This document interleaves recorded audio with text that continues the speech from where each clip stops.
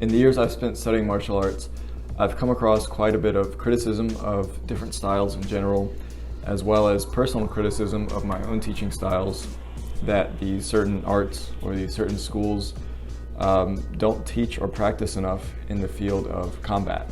I've received a good amount of comments, either verbally in person or on forums online, or as comments in videos that I post on this channel, that the point of martial arts is to learn how to protect yourself in case someday you get attacked or someone you love gets attacked, and trying to prevent injuries or even death. That this world is full of crazy people and it's full of evil, and that there's plenty of untrained and even trained individuals in martial arts that you could come in contact with someday that for any reason could try to hurt you or someone in your family.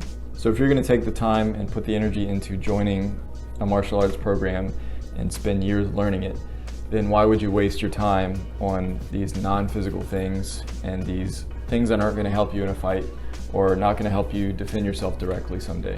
I've heard it put this way before. Why can't this school here do things like we do at my jiu-jitsu gym? We spend minimal time warming up and stretching just to get our bodies ready, and then we roll with each other constantly for an hour to 2 hours, and then we repeat that 5 days a week. We don't spend half of our class trying to kick into the sky or practicing breathing techniques or training for excessive flexibility or some acrobatic stunts. Right, you're wasting precious time where you could be linking up with someone else and practicing every possible attack that could come against you from every possible angle. And that could, unfortunately, in theory, cost you your life someday. So I wanted to start by laying out that side of the argument in the most unbiased manner that I could think of. And I don't mean to pick on jiu-jitsu in particular, because I think it's awesome and I love the techniques that I've learned from it in my limited time practicing it. But if I'm being honest, the majority of the time that I hear that argument being made, it's coming from someone with that type of background. But really, this whole discussion point, which is what I'd rather call it than an argument, it sounds better that way, it really boils down to just the question, why are you spending your time on this when you could be spending it on this, which is more vital to your survival? And instead of me answering that question directly, I think the people asking it already have the answer. So to help you discover that, I'm going to take this thought process and just string it out a little bit further. So why, when you're not training, do you participate in the other aspects of your life? Why do you pick up hobbies such as playing music or cooking or playing sports or spending time with your family when you could be developing your self-defense skills even further? Okay, so I get it. You have to do other things. You have to eat to survive. So you have to spend time doing that. You're going to have a job to support yourself, which is going to take away from your training time. But why do you still, in your free time, do other things besides train your self-defense techniques? You never need to go out to dinner when you could just eat the fastest meal possible so that you can hurry up and get back to the gym and train. Yes, I understand this sounds completely ridiculous, but I hope that you're seeing where I'm going with this. The truth is, no matter how much you train and no matter how much you prepare, there's no possible way to prevent every scenario from happening to you. The most you can do is try to reach that limit by training as much as you possibly can. You're never going to reach that line, but you can try. The more you train mentally and physically, trying to plan out every starting point and ending point, the better odds you're going to have, sure. But where do you decide to draw the line? If you're so worried about protecting your family, then just don't have a family in the first place. That's going to take out a lot of risk. That's an insane thing to say, right? I'm being hyperbolic on purpose. I want you to understand the point I'm trying to make. I think Master Maurice put it perfectly in the interview I did with him in a recent video. We practice, that we train our body together with other components that make us a better human being.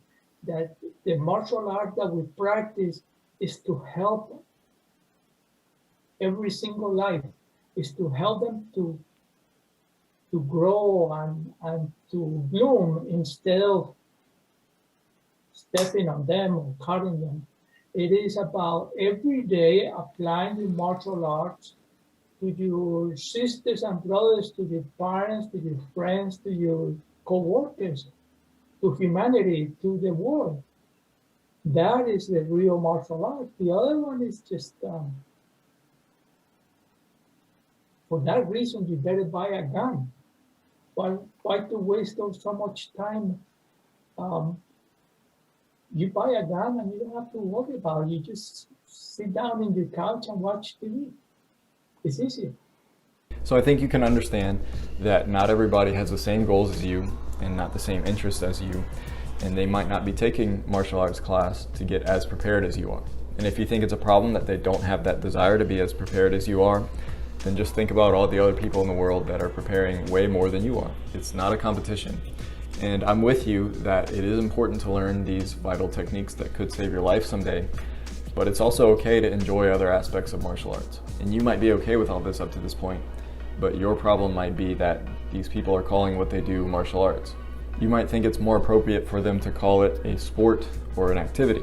But at the end of the day, it's just titles and names, and that doesn't impact anything whatsoever. I would honestly lean a little bit more the other way, that anything that's just practicing something that's only physical is really just a sport. To me, modern martial arts is something that combines the mind and the body as one and focuses on self-optimization, on how to become the best human being that you can possibly be, and includes all scenarios and interactions, not just those where you're being physically threatened, which only represent a very small percentage of interactions that happen in the world. I'm all for trying your hardest to better yourself and develop your physical skills to give yourself the best chances if the worst were to happen. But you also have to remember that life is not a movie. So just because you've trained more than somebody else, or just because you might be the best in the world and you might have done the most training and thought of the most scenarios, it still doesn't take much to find a hole in your training somewhere. You might be asleep when something happens to you, and nothing that you've done matters at that point. And I'm not saying any of this to be negative. Do your research and do what you think is best to protect yourself and the people that you care about. But don't go around telling others that what they're doing is a waste of time. You don't know them and you don't know their life, and you don't get to make that decision for them.